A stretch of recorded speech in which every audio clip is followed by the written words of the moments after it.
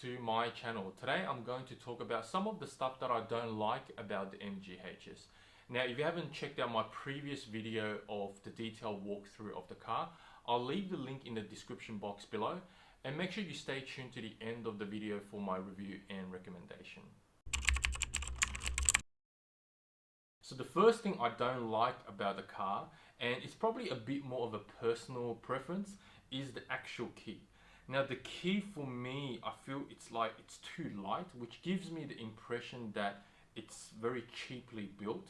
And I'm the type of person that likes something very sturdy, that's got a good weight. You know, when you're holding it, it's got a good weight on your hand. I'll give you a comparison. This is my Kia Rio's key, and this is the MG key, and I'll just show you the weight difference between the two keys. First will be the Kia Rio's key. Now the weight is 58.5, and now I pop on the MG key, which is 44.4 grams. So as you can see, there is a difference of about 14 grams, and to put that into perspective, it's about the same weight as a 50 cents piece, actually slightly under. But look, this is more of a personal preference rather than an issue with the vehicle itself. Now everything to do with the infotainment screen, there seems to be a 1 second delay. So let me demonstrate this to you now. I'm going to turn the volume button up and look at the response time and listen to the click. Okay, I'm going to go up 3 clicks. 1, 2, 3. A massive 30% off cabinet. Call Nobby and our... Did you see that? I clicked 3 times and there was about a second delay before the actual volume kicked in. So if I'm pressing, boom. See, there's almost like a 1 second delay. It's not instantaneous.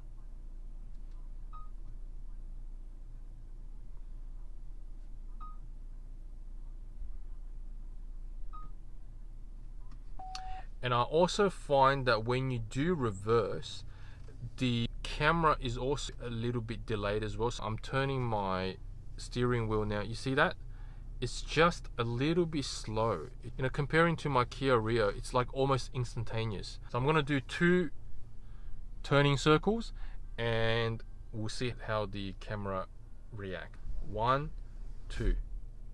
See, I've finished it and it's just got there. I'm gonna bring it back. 1, 2. You see that? It's not as accurate. So on here, you've got the option to select different driving modes. So I'm gonna press this. Okay, so I pressed it. Once again, there's a second delay, and you can change your settings, so it's either eco, normal, sport, or custom. Now if you go to custom, they only give you about a 4 or 5 seconds to actually go through all this before the screen just disappears, right? There's no actual ways for you to go into the setting and change your driving mode. So like, I don't understand why they put the features like that. Why can't you just have an actual setting for your driving mode?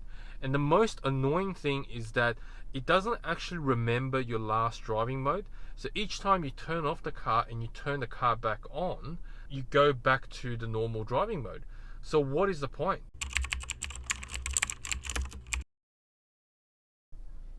Now the next annoying thing is that there is no physical button to adjust your temperature for your air conditioning. I did mention in my previous video that I do like how the design of these buttons and how simple it is, but I would rather prefer to have another 2 extra buttons where you can actually manually adjust your temperature. So for example, if you're in navigation and you want to change your temperature, you got to go down to your air condition.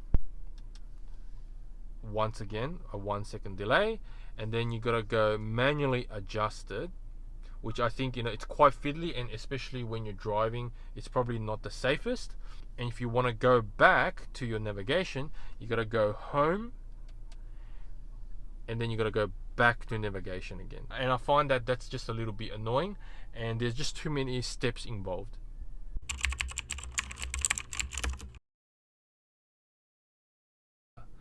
So you've got the indicator there, and you've got one here. And I'm not sure about you, but from what I've been taught when I learned how to drive was there's three things that you need to look for before when you merge lanes. So the first thing is your rear mirror, then your side mirror, and then your blind spot. Now, by putting an indicator there, it's adding an extra step. Now, you could argue to say, oh, you know what, Jason, you can look at the mirror and the indicator together, but your natural instinct is not, because your natural instinct is rear mirror, side mirror, blind spot. So if I'm in my driving position, and as you can see, where my eye position is, I can't really see that unless I tilt a little bit over to see that the indicator is there. And I feel like by adding an indicator there, it's adding an extra step, which I find that is not very necessary. Why don't they just build the indicator into the side mirror? With the Excite model, you only get front reading light, and you do not get rear or center reading light. You can get it in the next model higher, which is the Essence model. When you have your air condition on and you have on very low fan, you get this water running down the pipe kind of noise. I don't know how to describe it, and I don't know if you can hear it from my microphone, but I've driven two different vehicles and they have the same issue. So I'm gonna see if I can pick up the sound and so you guys can hear it.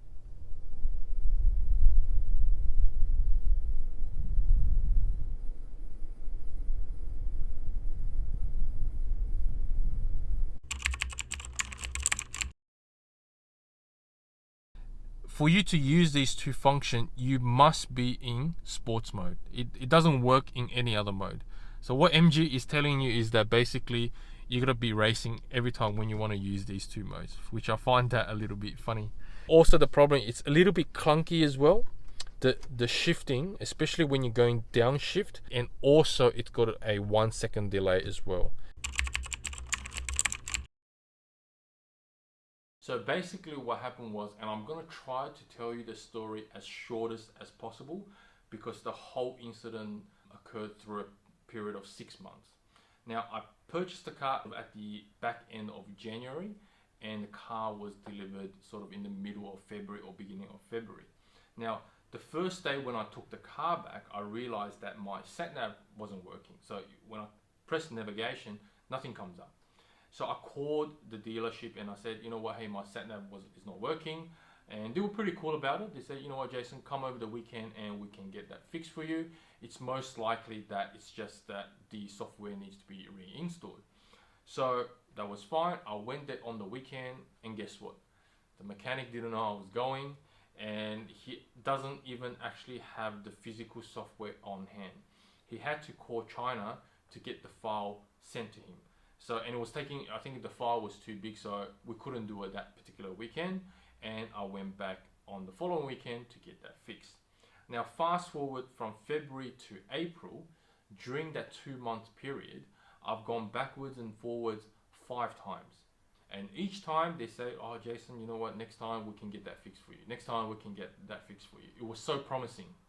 So what they actually ended up doing was they obviously reinstalled my software. They replaced the infotainment screen. They replaced my shark fin antenna on the roof, and they still couldn't fix it. So in the end, they say, you know what, Jason, I think we might need to change the antenna or the aerial inside the shark fin antenna, and we need to get that part from China, which I was fine. And they say, you know what, you might be a couple of weeks of waiting. So okay, no problem. And 1 month gone by, haven't heard anything from them. No courtesy call or nothing. So I call them and I just go, hey, you know, what's going on? Actually, during that time, it was COVID, so I was quite understandable, I guess, and quite accommodating. And they said, you know what, Jason, I'm going to call you back. I'll find out. And guess what? No call back. And then I fast forward that again to July. So from April to July, for that 3 months period, I received no calls from my dealership at all. Not even a courtesy call, nothing. I had to call back 4 or 5 times just to follow up to say, hey, what is going on? Now, I don't know about you, but I work as a senior manager in a hotel, right?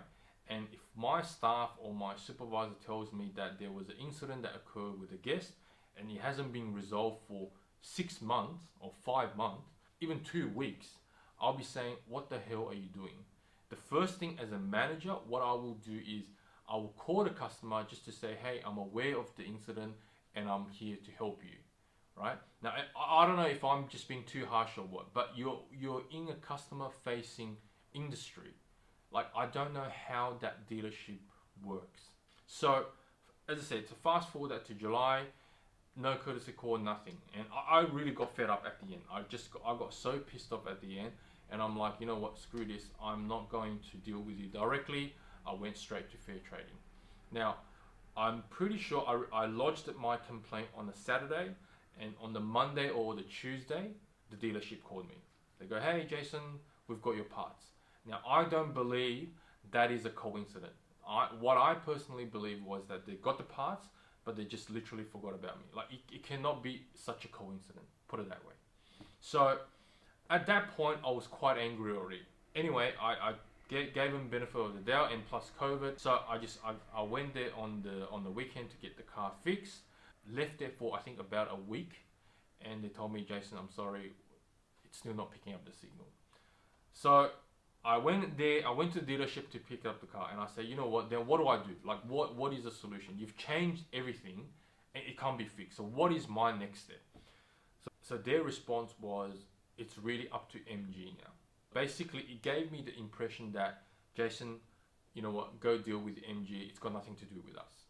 So at that point, I'm like, okay, that's fine. And I took the car back, and I just go, you know what? In my mind, I was going to fight them to the end. You know, if we had to go to court, we'll go to court. If we go to tribunal, we go to tribunal. Because through my research and my understanding and speaking with the fair trading guys, like, I'm positive 99% I will win, because they're basically selling a product that is not described. So I was pretty cool with it. And my next step was going to dispute part of my deposit with my bank. So I was really getting serious. You know, I was collecting all the evidence, you know, all the time that I've been there, phone calls, and all my history of service, etc. So I was collecting all these evidence. And I think about a week later, and obviously the fair trading guys has contacted them multiple times, and the guy at fair trading, he was so good on keeping me up to date of what's going on. And I think what he basically told him that was, you either need to replace the car or you need to give him a full refund. Like, that's it. You can't win. And I think they, up to that point, they realized that, crap, we need to do something. So, you know, the dealership called me again. They go, Jason, would you be willing to give us another chance to have that car fixed for you?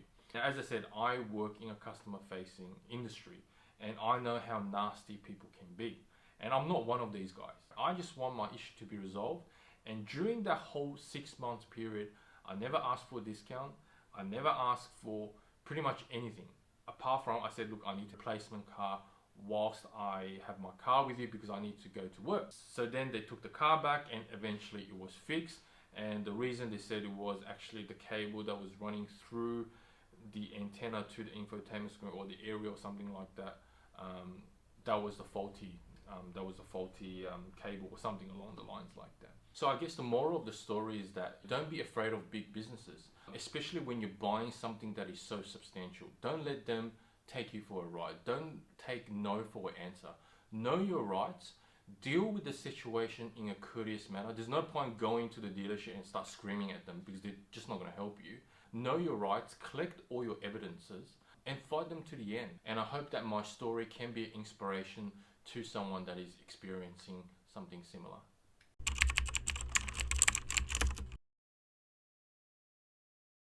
So these are the few things that which I don't like about the car. So what is my verdict? I guess personally, the stuff that I mentioned are very minor, and I'm actually okay with it, especially considering the price that I paid for the car for what you're actually getting. So things like the safety features, that the quality of the interior design, as well as the 7 years warranty that you can get. And I hope that the incident that has happened to me is an isolated incident, because I think MG is really coming to the market aggressively, especially with their marketing, advertising, as well as their pricing strategy.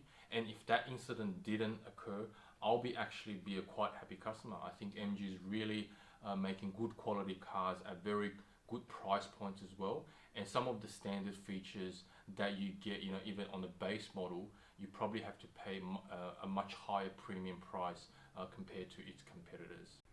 So there you go. I hope you enjoyed the video and I was able to provide some insight of the vehicle as well as my experience dealing with MG. Was I being too aggressive or was I being too nice? And what would you do if that happened to you? Leave in the comment section below. I would love to hear from you. Now stay tuned for next week for my first cooking video. And if you do like my content, make sure that you hit the subscribe button as well as the bell notification button to keep up with the latest.